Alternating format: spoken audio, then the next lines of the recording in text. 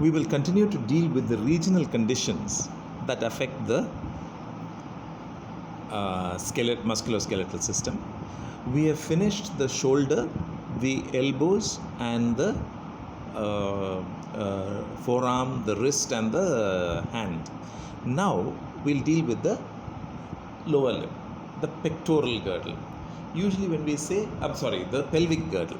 The pectoral girdle we have already dealt with. That is the shoulder joint, the clavicle, the scapula, and everything. Now we are going to deal with the pelvis and the hip joint and the femur. The pelvis and the femur. The head of the femur rests within the acetabulum. Acetabulum is the cavity into which the head of the femur goes in to form the joint.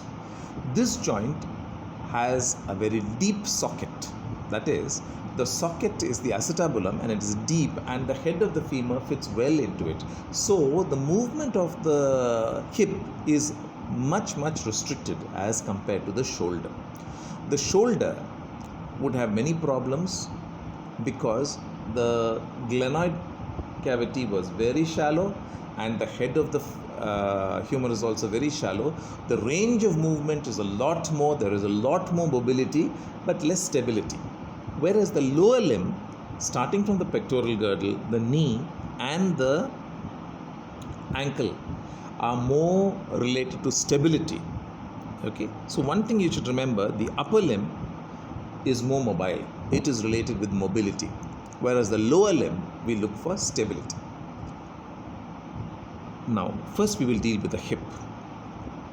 The hip, the main things that we will be dealing with are dislocations and subluxations. Fractures of the hip can take place also, and they usually take place in very old people. Fractures of the femur take place, and they take place in young people. So now we will deal with dislocations and subluxations. Subluxations are when two joint surfaces are not in normal contact but abnormal contact, but the joint surfaces still are at least slightly in contact. That is subluxation. A dislocation is when there is no contact between the articular surfaces, articular facets. Okay. Then dysplasia is a difference in the development. This can cause dislocations. Okay, and they can be congenital, traumatic, pathological, paralytic, spastic. Okay, they can occur because of anything. Now we'll be dealing with dislocations and subluxations.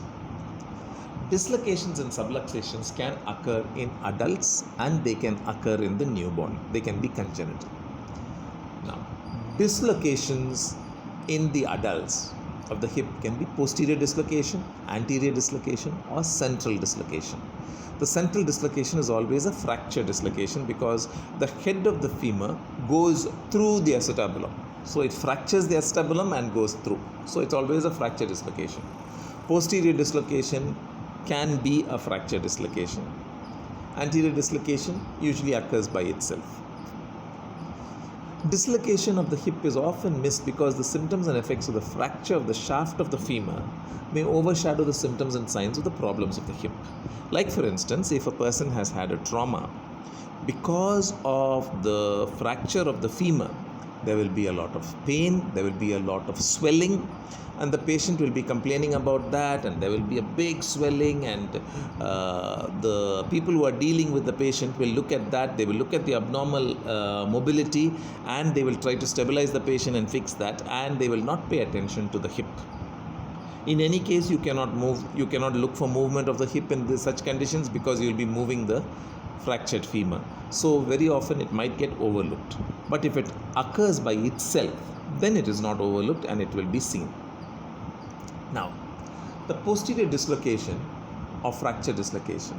The femoral head is forced to the back of the acetabulum by a violence applied along the shaft of the femur while the hip is flexed or semi-flexed. Like when you're sitting in a car or a motorcycle and you are hit on the knee from in front. Now sitting in the car, your femur is horizontal, your knee is in front, the trauma against the car or against another vehicle will be driving the femur backwards. As it goes backwards, it goes against the back of the acetabulum. So it can fracture the acetabulum. You can have the head of the femur is pushed backwards and it carries off a part of the rim of the acetabulum. And as it goes back, the sciatic nerve, which is just behind, can also get injured. Okay, and if the sciatic nerve is injured, the whole leg will be paralyzed. Okay. Now this is what has happened. Now the person has been sitting on with both legs flexed at the hip, and some trauma has happened to the knee, driving the femur backwards. As the femur goes backwards, it has lifted a part of the acetabular rim back, and you can see that it has gone back there. So on the right side, this person has a posterior dislocation of the hip. Now,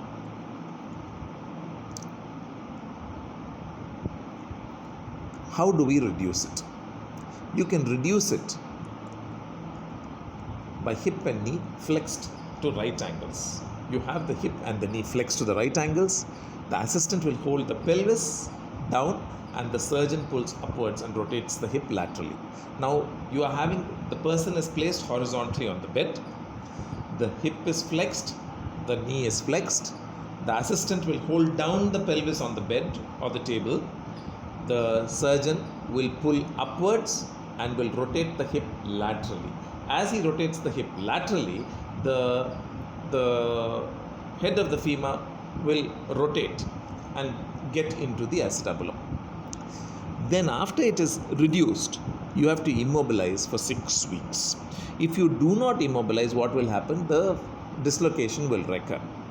If you immobilize, all the tissues around will harden, the fibrosis will take place, the contraction of the fibrous tissue around it will take place, and then it will not permit the re-dislocation. If there is a fracture of the acetabulum, then open reduction and internal fixation has to be done. We have to open out the entire thing and fix the rim of the acetabulum back into its place. Okay. Complications. Very often, because of the trauma of it being driven backwards, the sciatic nerve can be involved. So there can be injury to the sciatic nerve. There can be injury to the head of the femur. And because the head of the femur is also fractured or injured, what will happen? There can be avascular necrosis of the head of the femur, because the vessels that supply the head of the femur actually enter the bone at the neck of the femur, and then they go on to supply the head of the femur. So if there is a fracture, the blood vessel will be supplying the neck of the femur, and after that, because of the fracture, the blood vessel will be cut off, and so it will not continue to supply the head of the femur. The head of the femur does not have a separate blood supply of its own, so it can have avascular, that is without blood, avascular necrosis, death. Okay. After that, you can have post-traumatic ossification of the joint capsule and everything, and so, or you can have osteoarthritis. These are all the complications. Osteoarthritis because of trauma and irregularities to the head of the femur and to the acetabulum. So these are the complications of posterior dislocation of nerve. Now, anterior dislocation. Anterior dislocation is very uncommon. It is a forced abduction and lateral rotation of the limb. It is maybe associated with fracture of the acetabular margin. Okay. Usually it can occur. Suppose a person is standing with one leg in a boat and one leg on the shore, or maybe one leg in one boat and one leg in another boat. When the boats move apart, or when the boat moves away from the ground, the person's leg will get abducted, and as it is forced abducted, there is a lateral rotation of the hip, and you can get an anterior dislocation of the hip. Reduction is by strong traction and medial rotation. You pull on the femur with the patient lying down on his back. You pull on the femur and rotate the leg medially. It will slip back into position. Again, the complication can be avascular necrosis of the head of the femur if it is associated with injury to the head and neck of the femur, and of course you can get osteoarthritis in the long term. Okay, so here is a picture of the anterior dislocation where it has just gone anteriorly and above the acetabulum. Now it has to be pulled and the foot has to be medially rotated for it to slip back into the acetabulum. Central fracture dislocation, it is driven through the acetabulum like a fall from the height onto your side. If the person is falling from a height, and if they fall on the side, and if they fall on the greater trochanter, the acetabulum will get cracked. The head of the thing will go through the acetabulum into the pelvis. Okay, here you have to do open reduction and fixation. You will have to do a total replacement arthroplasty.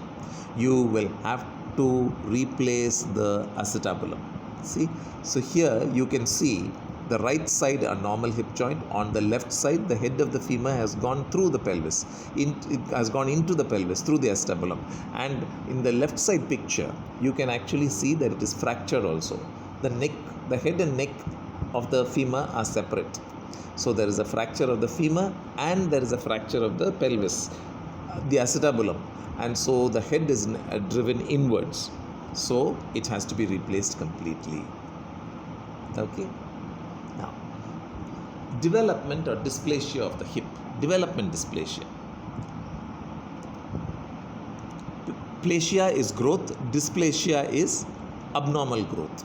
So in such cases, you can get congenital dislocation of the hip. The child is born with a dislocated hip. It is because it is genetically determined and there is joint laxity. The joint is very lax, it is not tight. It is also related to hormonal joint laxity. That is, there is a substance called relaxin secreted by the fetal uterus in response to estrogen and progesterone.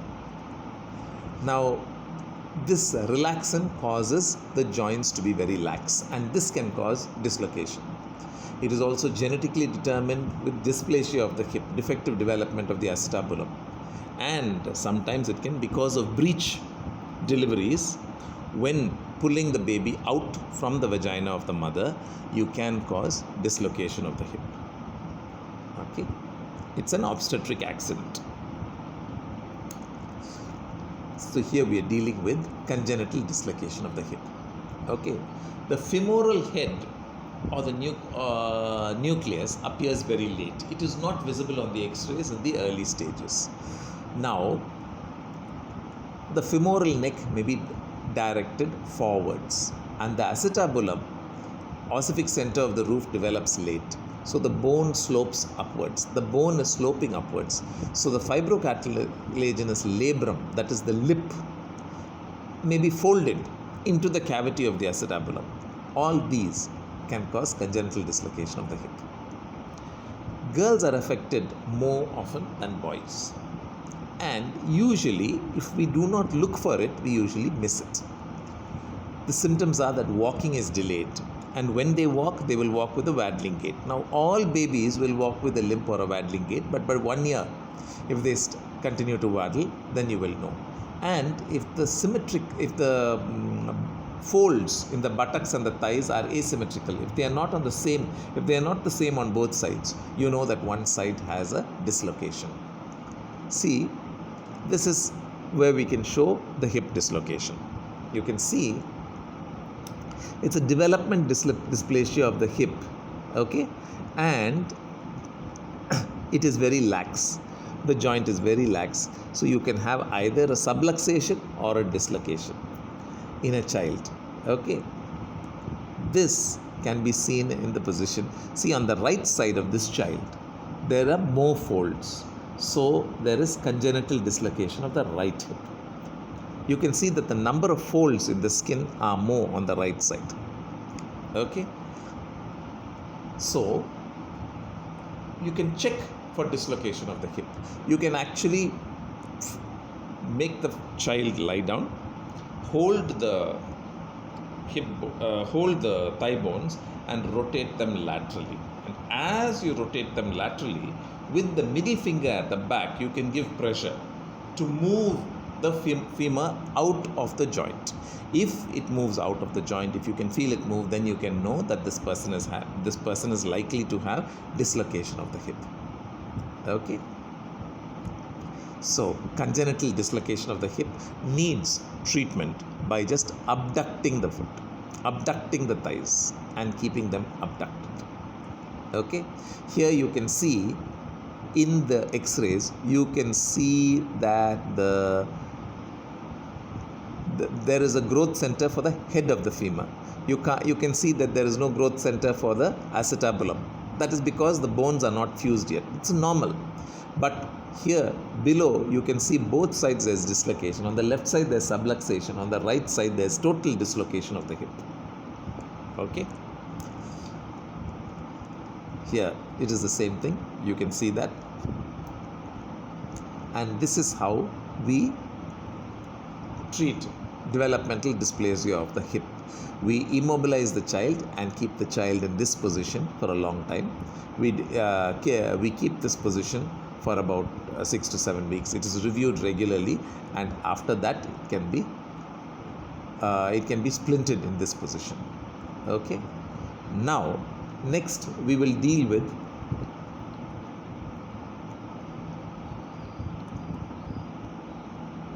the knee.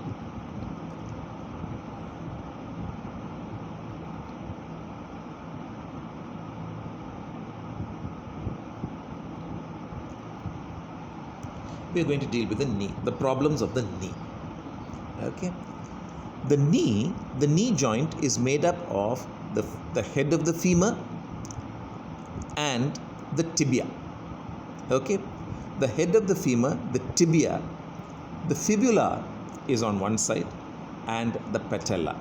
Now usually when we talk about the movement at the knee occurs at the between the head of the femur and the table of the tibia. Okay. And the patella is in front of them, and it articulates with the femur, with the head of the femur. The quadriceps muscle, that is the vastus medialis, the vastus lateralis, the intermedius, and the rectus femoris, all end in a tendon which is called the patellar tendon. It houses the sesamoid bone of the patella, and it is inserted into the tuberosity of the tibia. Okay. So between them you will find at the edge of the tibia articular surface there are menisci. There are two menisci at the edges, and then there are two ligaments, the cruciate ligaments, which connect the femur, which hold the femur to the tibia. There's the anterior cruciate ligament and the posterior cruciate ligament. They're called the cruciate ligament because they cross each other. And then you have the ligaments, that is the lateral collateral and the medial collateral ligaments. Okay. So here, this is the anterior view of the right knee and the posterior view of the left knee. Okay. So here, anteriorly, you see a big articular surface on the tibia. You see the collateral ligaments. You see the cruciate ligaments crossing each other, and you can also see the menisci. The menisci are seen in the posterior view very clearly, and you can see the cruciate ligaments also very clearly. Okay, the posterior cruciate ligament is there. In the anterior view, you can see that the patellar ligament has been cut, just to let you see the inside of the knee joint. Okay, so here, knee joint anatomy, there is the femur, there is the patella, there is the tibia. And you can see the lateral menisci, the medial collateral ligament, the lateral collateral ligament, and the two cruciate ligaments. Okay. Here, you are looking from above at the articular surface of the tibia, which is below. And here you can see the lateral meniscus, the medial meniscus, the remnant of the anterior cruciate ligament and the remnant of the posterior cruciate ligament. Okay. Okay, and here you can see the patella ligament and you can see the lateral and medial collateral ligaments. Okay. Here you see the x-rays, similar things. You can revise your anatomy by freezing this pane. Okay, it's the same thing. And below the knee joint there you can see the fibula articulating with the tibia at the superior tibia fibula joint. Okay, again here you can see the way the patella is articulating with the head of the femur. Okay, on the left side you can see all the growth plates. On the right side you see a mature knee joint. Okay, this is the lateral view. The menisci, the medial meniscus and the lateral meniscus, they are two menisci and they can be injured by twisting injuries. They occur in athletes. Very often you will find it occurring in footballers. When the footballer suddenly changes direction, when an opponent is coming forward to take the ball, suddenly the footballer will decide to change direction, and when he changes direction, the femur will twist on the tibia, and when it twists on the tibia, the menisci can get crushed. Okay. It can also occur in men who are working in a squatting position and then when they change their direction, but very often nowadays it does not happen because nobody squats and works anymore. Everybody either stands or sits and works. Okay. The tears in the menisci are likely to be longitudinal because they are twisting movements. They don't transect the menisci. They occur along the menisci. They occur in a semicircular fashion. And so they occur, and what is left will be like a bucket handle. And it will be tagged posteriorly or anteriorly, and it will cause problems. And this usually will restrict the extension of the knee.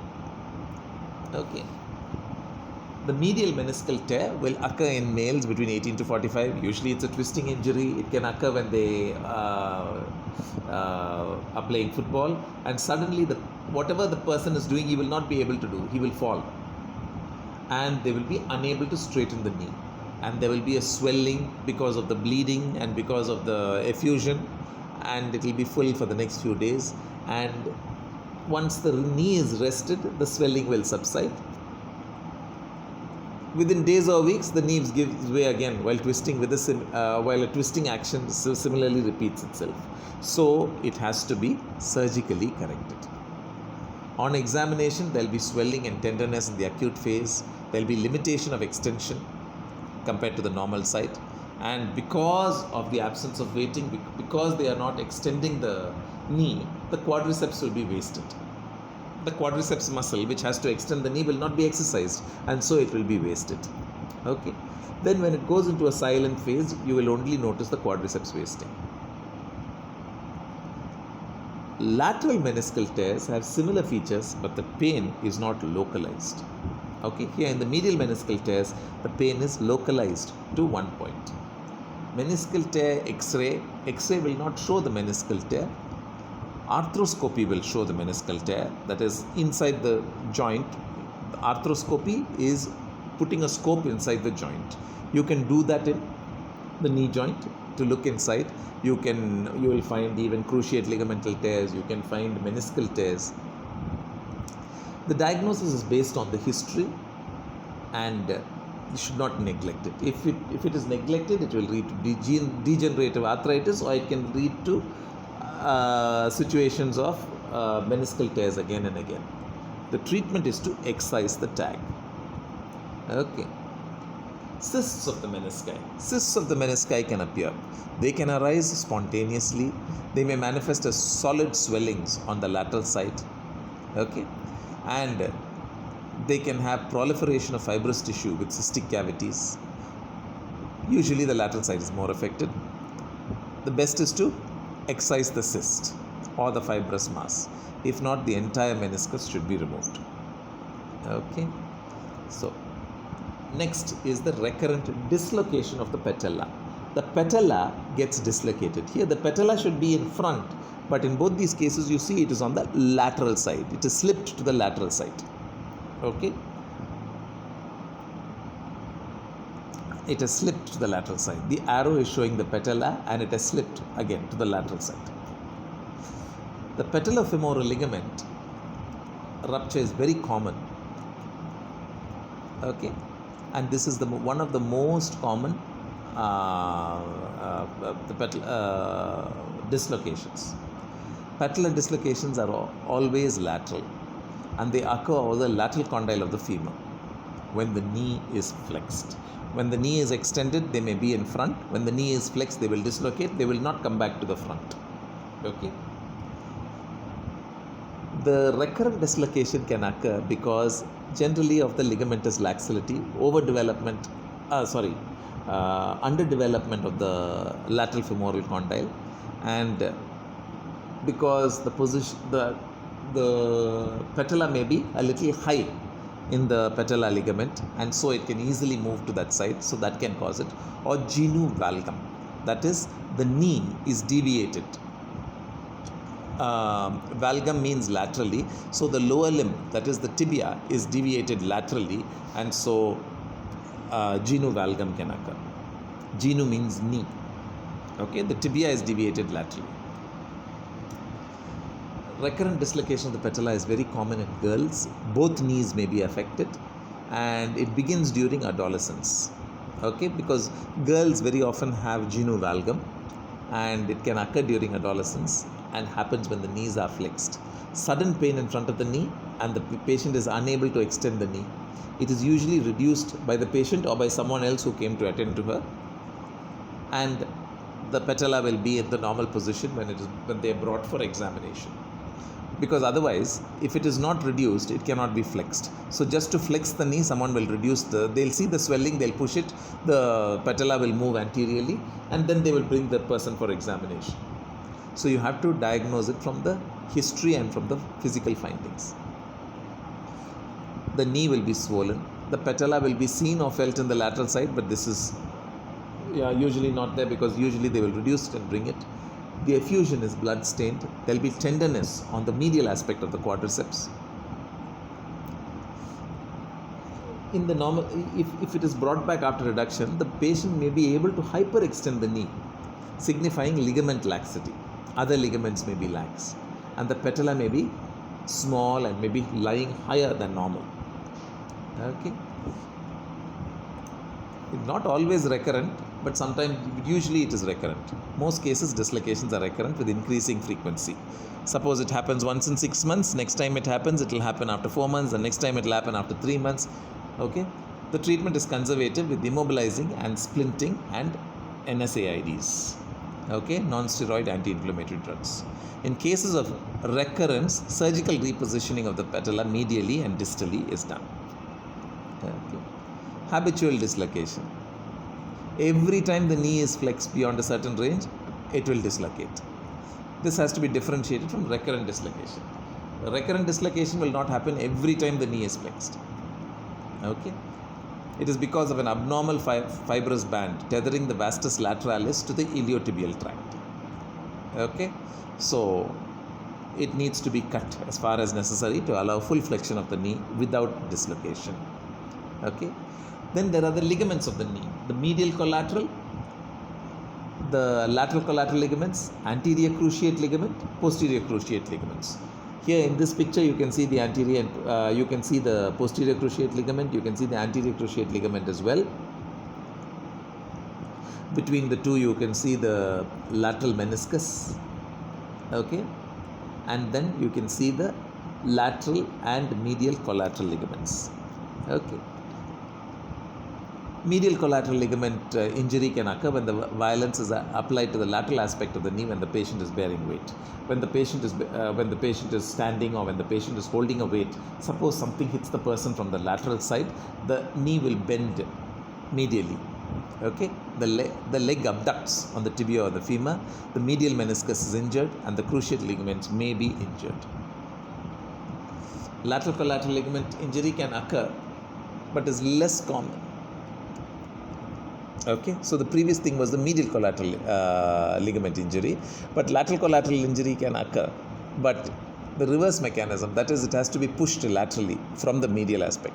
If this happens, the lateral collateral ligament may be injured, and this can cause injury to the common peroneal nerve.